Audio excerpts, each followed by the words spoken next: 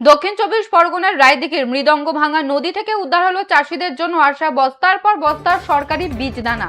বৃহস্পতিবার সকালে রায়দিঘি বিধানসভার নন্দকুমারপুর গ্রাম পঞ্চায়েতের হরিণটানা সংলগ্ন নদীতে স্থানীয় বাসিন্দারা বস্তাগুলি ভাসতে দেখেন।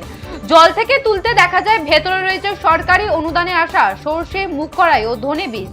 এই ঘটনাকে কেন্দ্র করে এলাকায় তীব্র উত্তেজনা ছড়িয়েছে। বিজেপির অভিযোগ, তৃণমূল নেতারা গরিব মানুষের এই বীজ বিতরণ না করে আত্মসাৎ করার উদ্দেশ্যে নিজেদের বাড়িতেই লুকিয়ে রেখেছিল। কিন্তু সম্প্রতি রাজ্য জুড়ে বিভিন্ন দুর্নীতি নিয়ে পুলিশের ধরপাকড় ও গ্রেফতার শুরু হওয়ায় সেই ভয়ে প্রমাণ লোপাট করতে রাতের অন্ধকারে বীজগুলি নদীতে ফেলে দেওয়া হয়েছে।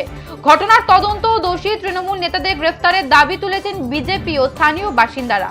এই নজিরবিহীন ঘটনায় ক্ষোভে ফুঁসছেন এলাকার কৃষকেরা।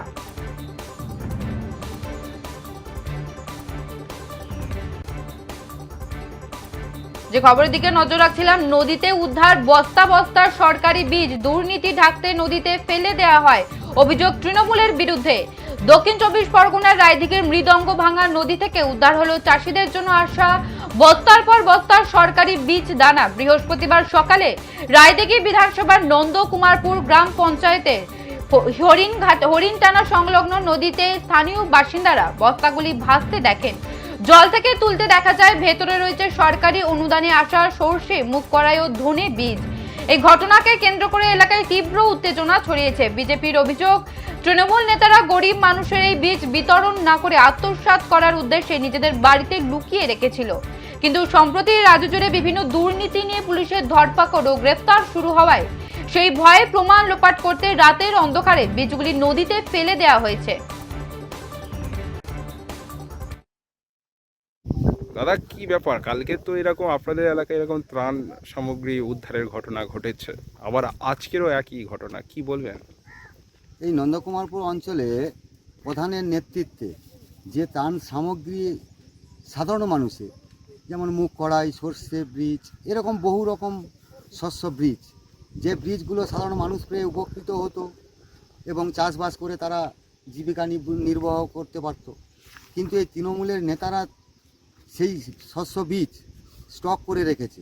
যেমন গতদিন আমরা ধরা পড়েছে মাছের খাবার, সেই মাছের খাবার আমরা পড়ার ফলে আইসি এবং বিডিও সাহেবকে ডেকে যেমন সে গোডাউন সিল করা হয়েছে। এই খবরটা ছড়িয়ে পড়ার পর এই তৃণমূল নেতা আরও কিছু কিছু জায়গায় যে এরা সামগ্রী লোড করে রেখেছিল গোডাউনে, সেই গোডাউন থেকে এরা মাল নিয়ে সব নদীতে ফেলে দিয়েছে। কি রাতের অন্ধকারে? রাতের অন্ধকারে, যাতে না মানুষ দেখতে পায়। এই সামগ্রী যারা ফেলে দিয়েছে, যারা দুর্নীতি করেছে, তাদের উপযুক্ত শাস্তি আমরা চাই, এই দাবি আমরা রাখছি প্রশাসনের কাছে। এখানে হরিণটানা বাজারের নদীর ধারে অনেক বস্তা ফেলতে দেখেছি। সেই বস্তা সরষে আছে, ধনচে দানা আছে, মুগ কলাই আছে, এগুলো কে বা কারা রাতের অন্ধকারে এই ছড়িয়ে ছিটিয়ে নদীর ধারে ফেলেছে আমরা ঠিক বুঝে উঠতে পারছি না। সে কারণে প্রশাসনের কাছে আমাদের আপত্তি যে এই সমস্ত মালগুলো তদন্ত করে বা কোয়ারি করে কাদের দ্বারা এই সমস্ত কাজ করা সম্ভব হয়েছে তাদেরকে ধরে যেন উপযুক্ত শাস্তির ব্যবস্থা দেয়। এই যা মাল দেখছি, এই মালগুলো তো গরিব কৃষকদের জন্য এসেছে।